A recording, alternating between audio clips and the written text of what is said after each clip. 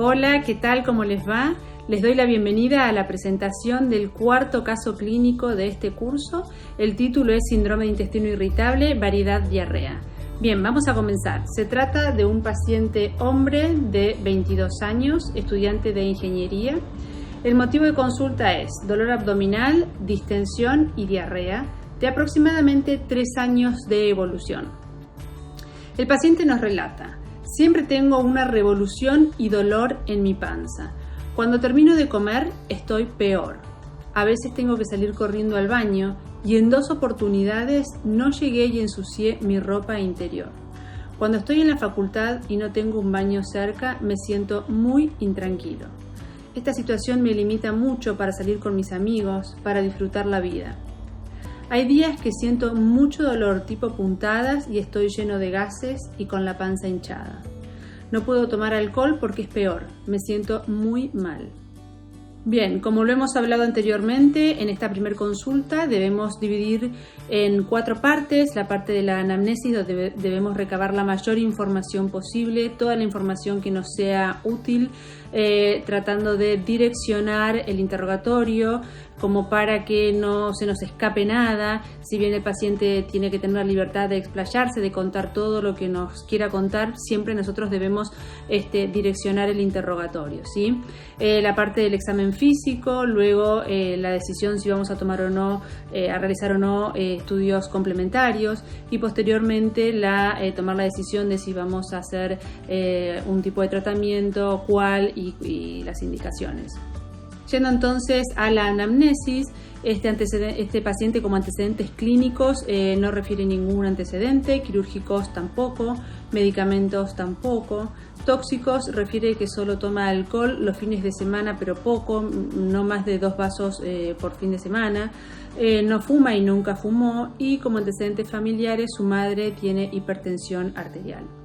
Frente a un paciente de estas características es muy importante que interroguemos sobre el dolor, las características del dolor, ¿sí? Si es un dolor continuo o es tipo cólico, intermitente, dónde se localiza, si se exacerba con algo, si se irradia, con qué calma.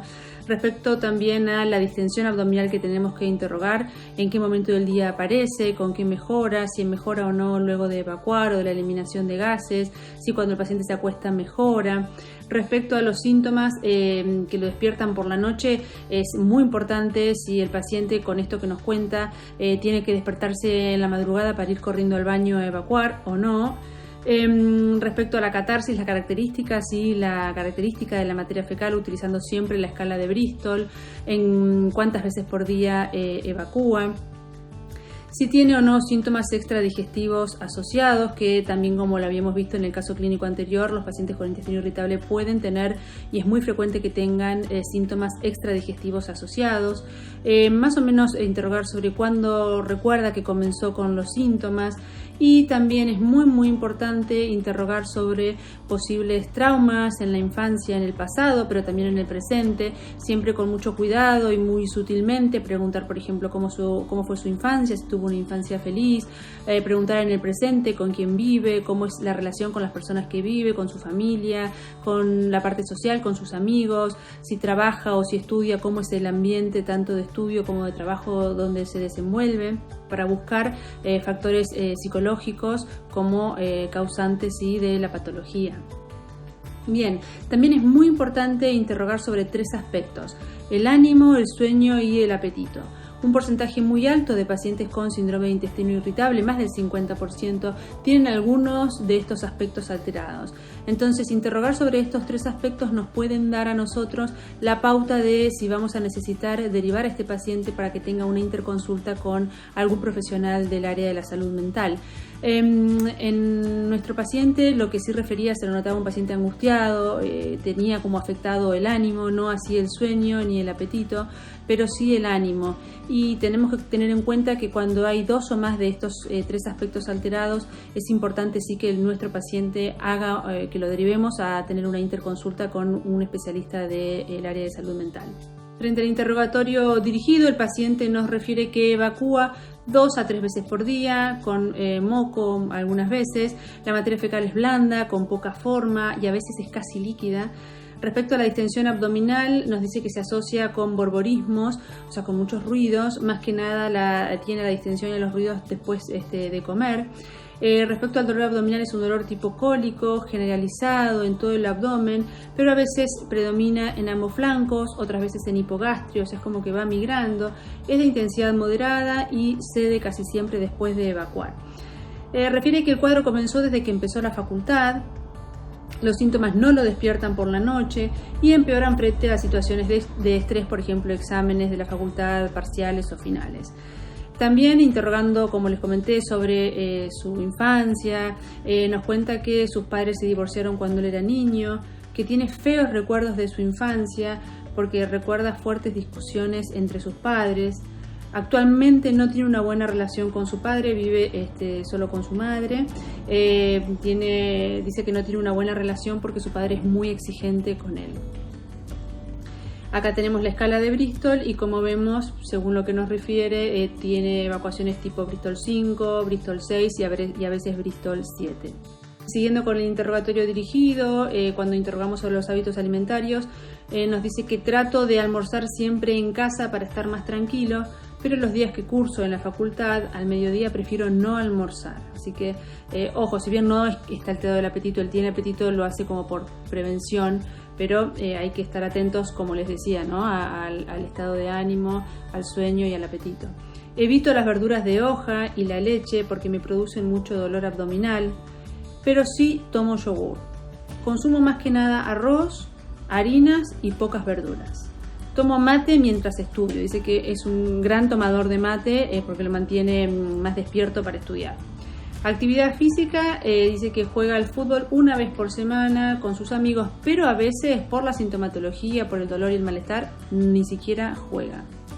En esta primera consulta siempre también tenemos que buscar signos de alarma para obviamente encarar la situación desde otro lado y solicitar los estudios pertinentes frente a la sospecha que tengamos, ¿sí? Por ejemplo, como signos de alarma, pérdida de peso, comienzo reciente, en pacientes mayores de 50 años, nuestro paciente es un paciente muy joven, síntomas que lo despierten por la noche o un examen físico anormal, la presencia de sangrado, antecedente familiar de cáncer colorectal o enfermedades inflamatorias, poliposis intestinal, y también en estos pacientes que tienen un hábito más bien hacia la diarrea, un Bristol como este paciente, Bristol 5, 6 o 7, también interrogar sobre el consumo reciente de antibióticos pensando si en una diarrea asociada a Clostridium difficile. De todas formas, nuestro paciente tiene una historia ya de 3 años de evolución.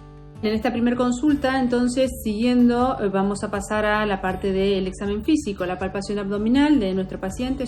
Tenía un abdomen blando, depresible, indoloro, ruidos hidroaéreos positivos y más que nada también un poco porque él nos refirió que en 2 ocasiones no llegó al baño.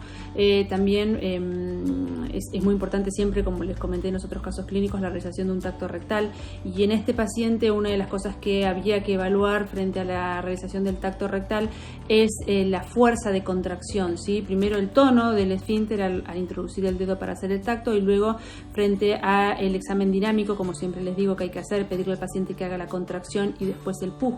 Es importante en ese momento ver la fuerza de contracción que tiene, y la verdad es que el tacto rectal era un esfínter normotónico al introducir el dedo, y cuando se le pide que hiciera se le pidió las maniobras de contracción y pujo, las hizo muy bien, tenía una buena fuerza contráctil. Bien, como datos claves en este paciente, los síntomas son múltiples, el dolor es bien de características intestinales, es un dolor intermitente que migra, tiene alteración de la defecación, o sea, de la materia fecal, tiene la hinchazón, distensión, también los borborismos y la ausencia de síntomas de alarma. Todo esto nos da la pauta de que podríamos estar frente a un paciente con un síndrome de intestino irritable variedad diarrea, ¿sí? Que es lo que más sospecharíamos. Diarrea funcional, nos estaría sobrando la distensión, el dolor, el malestar generalizado. Para una distensión abdominal también nos sobraría la diarrea, el dolor. Y para pensar en una patología de causa orgánica, la verdad es que no hay síntomas de alarma, el paciente es muy joven, tiene una evolución ya crónica de 3 años aproximadamente. Bien, o sea que lo que principalmente vamos a sospechar en esta primera consulta frente a este paciente es un intestino irritable variedad diarrea. Y Nuevamente vamos a ver este esquema de Roma 4, donde, como hemos visto en todos los otros casos clínicos, lo que divide las aguas entre una y otra es la presencia del dolor. En nuestro paciente obviamente no vamos a sospechar una constipación funcional, sí vamos a sospechar un intestino irritable por la presencia del dolor y de la alteración de la materia fecal. ¿Por qué? Porque intestino irritable es el dolor abdominal recurrente al menos una vez a la semana en los últimos 3 meses y al menos 2 de los siguientes. Dolor que se relaciona con la defecación, en nuestro paciente el dolor aliviaba con la defecación, cambio en la frecuencia de las deposiciones y cambio en la forma y apariencia de las deposiciones. Nuestro paciente tenía deposiciones Bristol 5, 6, 7, ¿sí? También siempre Roma 4 nos habla que estos criterios deben cumplirse durante los últimos 3 meses con un inicio de los síntomas como mínimo 6 meses antes. ¿Cómo se clasifica el intestino irritable? También Roma 4 nos muestra estos 2 gráficos que los vimos en el caso clínico anterior. En el gráfico que tienen a su izquierda, en nuestro paciente entraría dentro de la parte de intestino irritable con diarrea, o sea que en más del 25% de las deposiciones la materia fecal es Bristol 5, 6 y 7, ¿sí? Y por otro lado, hacia la derecha de la pantalla tienen el otro gráfico que también es de Roma 4, donde nos habla que siempre la distensión, el malestar, los gases, la inflamación están presentes en todos los subtipos de intestino irritable y que cuando hay dolor con materia fecal blanda es intestino irritable variedad diarrea, ¿sí? El intestino irritable es la razón más habitual de consulta al médico de cabecera por dolor abdominal y junto con la constipación es uno de los más comunes trastornos funcionales del tubo digestivo. La relación mujer-hombre es 2:1 y es la segunda causa más frecuente de ausentismo laboral y escolar después de la gripe. La prevalencia disminuye con la edad.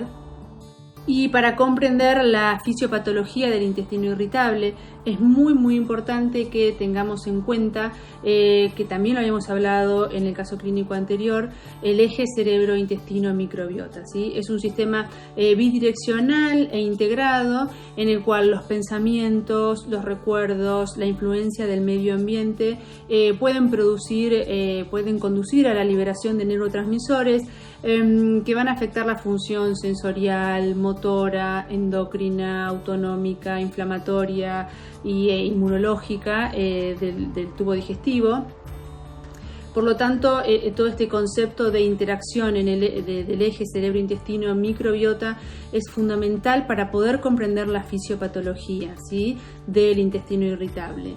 Bien, por lo tanto, la fisiopatología es multifactorial.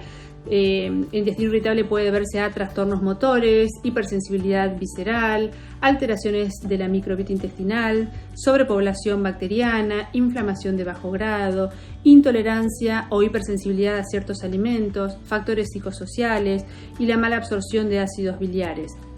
Acá les dejo el modelo biopsicosocial, donde esta bibliografía, esta cita bibliográfica, se las entregamos para que la puedan leer, se los recomiendo como lectura, es excelente. Y este modelo biopsicosocial muestra la relación entre los factores psicosociales y fisiológicos, los síntomas del intestino irritable y el resultado clínico. Y es un modelo útil también para explicarle al paciente cuál es la fisiopatología del intestino irritable, para que él pueda entender lo que le esté pasando, y ello ayuda muchísimo que el paciente comprenda la fisiopatología, ayuda muchísimo a una buena respuesta en el tratamiento.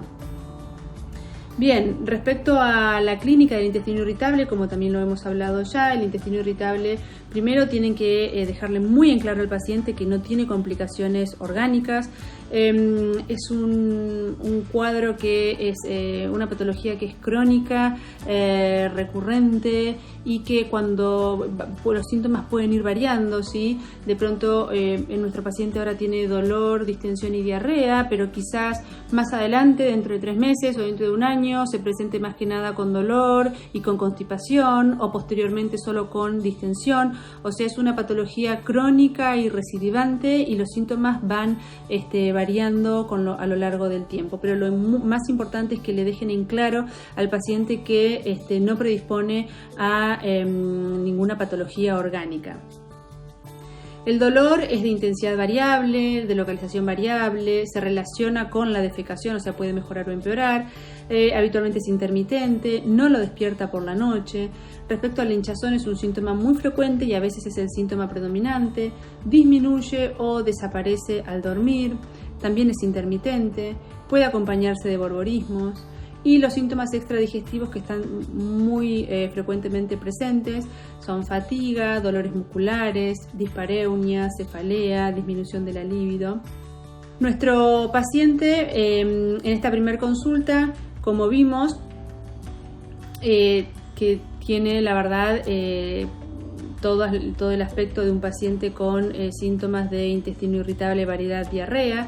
Vamos a decidir qué estudios vamos a solicitarle en esta primera consulta, y lo que le vamos a solicitar es un laboratorio que incluya hemograma, glucemia, urea y creatinina, calcemia, un perfil tiroideo, también anticuerpos para enfermedad celíaca. Lo que tenemos que solicitar es antitransglutaminasa IgA y el péptido de aminado de gliadina, DGP-IgG. También es muy importante frente a un paciente que tiene más que nada diarrea, es solicitarle un parasitológico seriado de materia fecal en esa primera consulta. También le podemos solicitar una PCR, más que nada para descartar causa orgánica. De todas formas, la PCR, tanto como la calprotectina fecal, por ahí no hace falta solicitarlas de inicio en la primera consulta. Sí, cuando el paciente por ahí no mejora o estamos sospechando que puede tener alguna enfermedad orgánica como una enfermedad inflamatoria intestinal, en esos casos nos van a ser de utilidad la PCR y la calprotectina. La calprotectina fecal es una proteína derivada de neutrófilos, es un biomarcador no invasivo de inflamación intestinal. Es útil, como les dije, para diferenciar patología funcional de orgánica, con una sensibilidad de 84% y una especificidad de aproximadamente al 95%, ¿sí? Yendo a la parte de las indicaciones del tratamiento que le vamos a dar a nuestro paciente, el tratamiento debe estar direccionado a modular la actividad y el tono colónico, disminuir la hiperalgesia visceral, el dolor, mejorar la consistencia y frecuencia de las deposiciones, reducir la distensión y, lo más importante, mejorar la calidad de vida, que en nuestro paciente está muy alterada. Dentro de pautas generales, medidas higiénico-dietéticas, como les dije también en el otro caso, es fundamental en los pacientes con intestino irritable la relación médico-paciente, ¿sí? Debemos tratar de lograr la máxima empatía posible en esa primera consulta, siempre que el paciente se sienta cómodo contándonos lo que nos quiera contar, tratar de escucharlo, y aunque no tengamos mucho tiempo, como les digo, si nosotros direccionamos el interrogatorio, el paciente se va a sentir que uno está interesado en lo que le pasa, que lo quiere escuchar y que hace varias preguntas, ¿sí? Porque también estamos preguntando de su infancia, de su situación actual, familiar, social. Entonces, la verdad es que la relación médico-paciente es fundamental para la buena respuesta del tratamiento en estos pacientes. También dentro de las pautas generales, fomentar la actividad física. Es también muy importante decirle que coma despacio, tranquilo, sentado. Fomentar el autoconocimiento, ¿sí? De qué es lo que le está pasando. Buscar, por ejemplo, cuáles son los alimentos disparadores de los síntomas o las situaciones frente a las cuales aparecen los síntomas, como para que él vaya sabiendo y se vaya anticipando y pueda evitarlos. Y respecto a las recomendaciones sobre los alimentos, se le va a decir que baje o suspenda el consumo de lactosa, el consumo de fibras, de grasa, también reducir el consumo de harina de trigo, bebidas carbonatadas, reducir el mate, que él tomaba mucho mate, café, alcohol, evitar concentración de azúcares altas y también evitar el almidón resistente que se encuentra, por ejemplo, en las pastas frías, en la papa fría y recalentada. Siguiendo entonces con el tratamiento para el dolor que nuestro paciente refiere, contamos con los antiespasmódicos. Tenemos diferentes tipos de antiespasmódicos, ya los vimos en el caso clínico anterior: trimebutina, mebeverina, que son relajantes directos del músculo liso.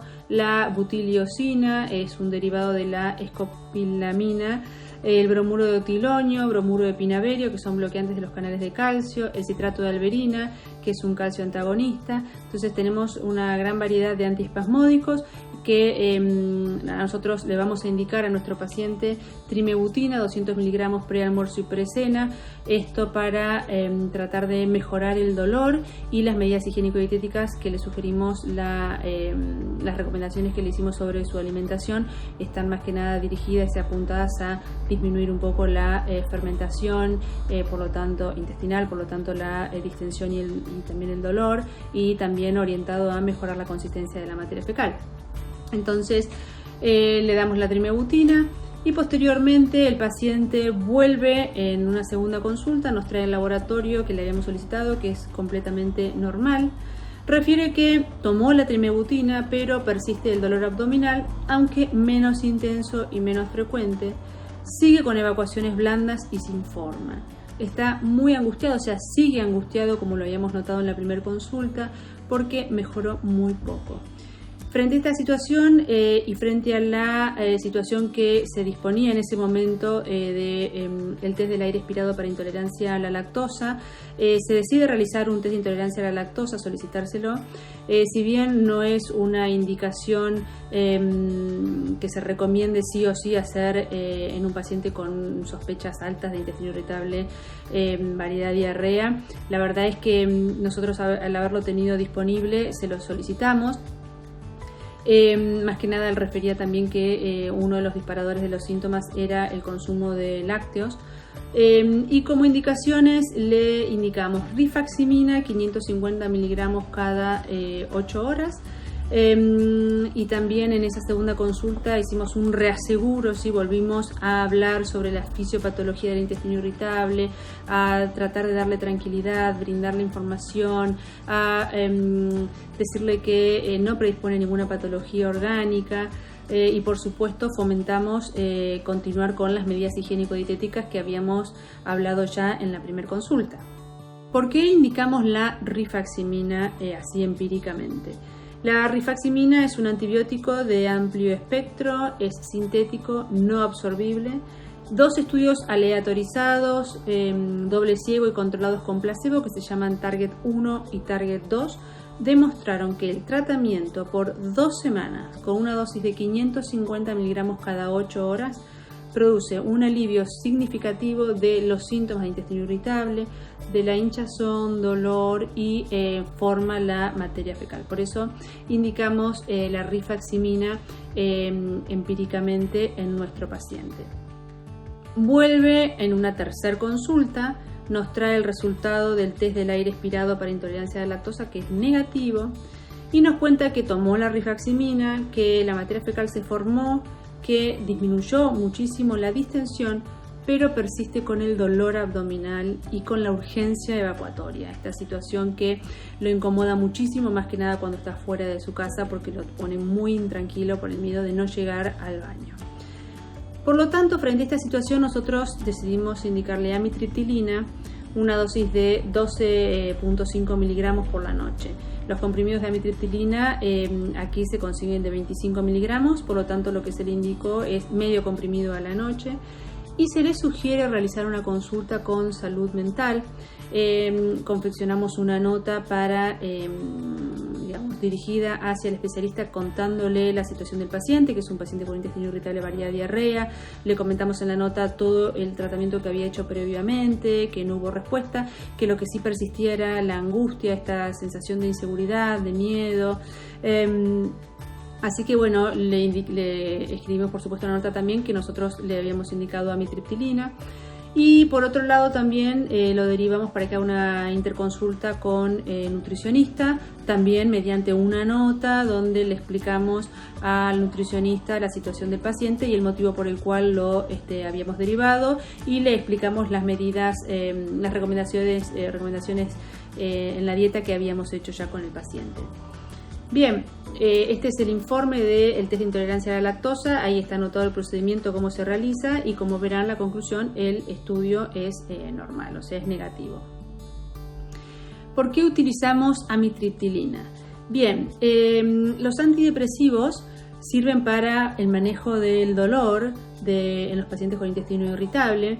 Tenemos los antidepresivos tricíclicos, que son la amitriptilina y la imipramina, que lo que hacen es modulan la percepción del dolor a nivel central. Y uno de los principales efectos secundarios es la constipación. Nuestro paciente tiene diarrea, así que obviamente elegimos por eso la amitriptilina. También puede producir como efectos secundarios somnolencia, sequedad bucal, hipotensión ortostática, y es la indicación para intestino irritable con variedad de diarrea. Y los otros antidepresivos con los que contamos en el mercado son los inhibidores de la recaptación de serotonina, la sertralina, citalopram, paroxetina, fluoxetina, que disminuyen la sensibilidad visceral, la sensación de bienestar, dan una sensación de bienestar global y tiene también propiedades ansiolíticas. Y el principal efecto secundario es la diarrea, por lo tanto es de indicación, se sugiere de indicación en los pacientes con dolor, con intestino irritable, variedad, constipación. Una recomendación muy importante a la hora de indicar antidepresivos es que citen al paciente a control con un sobreturno a los 15 días. ¿Sí? Es muy importante al dar un psicofármaco, si bien la dosis es muy baja que se le indica, es muy importante sí que lo controlen y probablemente si está todo bien pueden subir la dosis a 25 miligramos una vez por día, la indicación es a la noche. El paciente vuelve a la cuarta consulta, nos dice que está mucho mejor con la amitriptilina, está tomando la mitad, medio comprimido por día. Fue al psiquiatra, nosotros le habíamos mandado la nota como una consulta urgente, tanto para el psiquiatra como para la nutricionista. Fue al psiquiatra y nos trae una nota informando que el psiquiatra nos comentaba que se había descartado comorbilidad psiquiátrica y que le sugería tratamiento con psicoterapia y dio el ok para seguir con la amitriptilina. También había visto a nutricionista, le indicaron un plan nutricional personalizado y bajo en FODMAPs. Los FODMAPs son hidratos de carbono de cadena corta, altamente fermentables en el intestino. Por lo tanto, hacer una dieta baja en FODMAPs va a disminuir la fermentación intestinal, por lo tanto va a disminuir la distensión y el dolor también. Y lo citaron a control en 15 días. Es un plan bajo en FODMAPs, no sin FODMAPs. El paciente, la verdad es que por primera vez en la primera consulta está contento, de buen ánimo. Dice, nunca pensé que iba a sentirme bien algún día. Fue muy notorio el cambio con la introducción de la amitriptilina. También obviamente estaba muy entusiasmado con el tema de comenzar psicoterapia. Él creía que sí, que era necesario. Así que bueno, como seguimiento el paciente siguió con antidepresivos por 10 meses, sigue haciendo psicoterapia, también continúa en seguimiento con nutrición. Y algo muy importante, ocasionalmente presenta episodios de dolor abdominal y evacuaciones blandas frente a situaciones de estrés, pero siente seguridad ya que aprendió a manejar las crisis de intestino irritable. O sea, esto es algo muy importante, el autoconocimiento, y ustedes tienen que ayudarlo mucho al paciente en esto, dándoles toda la información, como hablamos sobre el eje cerebro-intestino-microbiota, haciendo un reaseguro sobre la fisiopatología y la importancia de que esto no predispone a ninguna enfermedad orgánica. Bien, y poquitas palabras sobre una nueva droga, el Luxadoline, que actúa periféricamente en receptores opioides del intestino con una mínima biodisponibilidad oral. Demostró un alivio sostenido de los síntomas globales de intestino irritable, variedad, diarrea, durante un periodo de 6 meses. Esta es relativamente nueva, esta medicación. En Argentina no contamos con esta medicación. Bien, como conclusiones, el manejo del paciente con intestino irritable es fundamental la relación médico-paciente, el reaseguro al paciente de que no sufre patología orgánica, también siempre interrogar sobre antecedentes de situaciones traumáticas y también en el presente, explicar con palabras simples la fisiopatología del síndrome de intestino irritable y siempre utilizar la palabra multifactorial. Enfatizar en la cronicidad y exacerbación periódica de los síntomas, enseñar a reconocer y evitar factores desencadenantes, o sea, el autoconocimiento, siempre tener en cuenta la posibilidad de derivar al paciente a nutrición y también de derivar al paciente a psicología o psiquiatría, o sea, a un profesional del área de la salud mental. Bueno, muchísimas gracias por su atención. Espero que les haya gustado, que les sea útil y seguimos en contacto a través del foro. Adiós, hasta luego.